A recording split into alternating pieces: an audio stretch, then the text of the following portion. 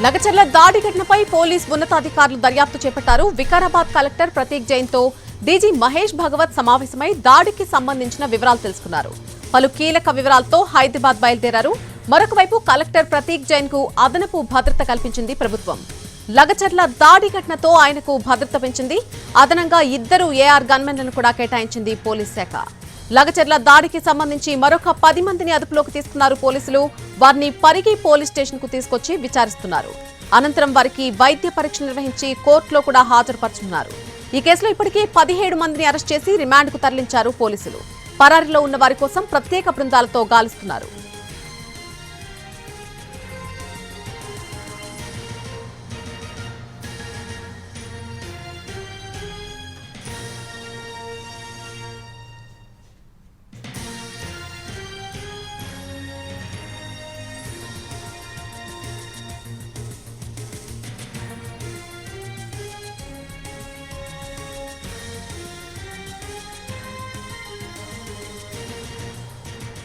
లగచర్ల దాడి ఘటనపై పోలీస్ ఉన్నతాధికారులు దర్యాప్తు చేపట్టారు. వికారాబాద్ కలెక్టర్ ప్రతీక్ జైన్ తో డీజీ మహేష్ భగవత్ సమావేశమై దాడికి సంబంధించినటువంటి అన్ని వివరాలను అడిగి తెలుసుకున్నారు.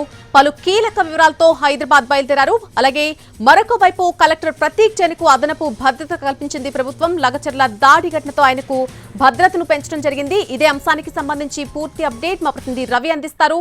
రవి, అదనంగా 2 ఏఆర్ గన్మెన్లను పోలీస్ శాఖ కేటాయించినట్టుగా తెలుస్తోంది. పూర్తి సమాచారం ఏంటి అంశానికి సంబంధించి? నల్లి వికారాబాద్ జిల్లా కలెక్టర్ పైన దాడి జరిగినటువంటి ఘటన, ఆ తర్వాత పరిణామాలను దృష్టిలో ఉంచుకొని కలెక్టర్ ప్రతీక్ జైన్ కు అదనంగా మరొక 2 ఏఆర్ గన్మెన్లను కేటాయించారు.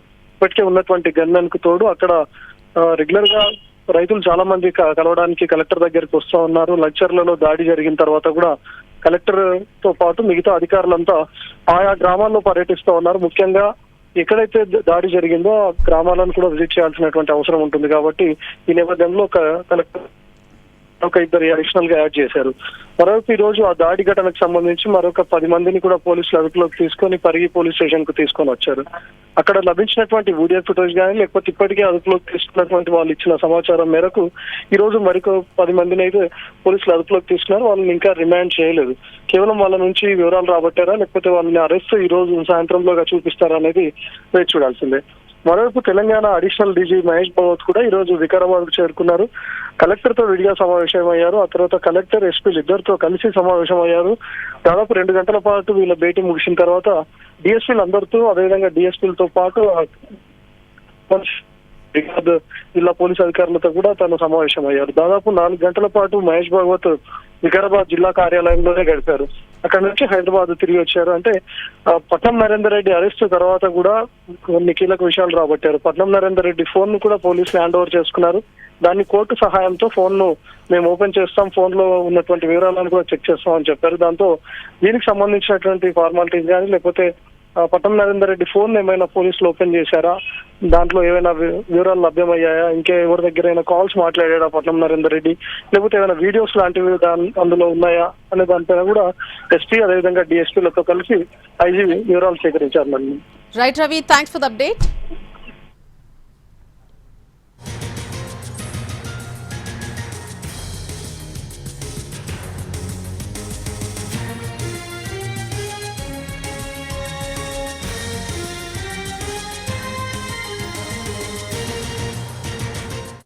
అక్కడ ఏదో some fellows were there.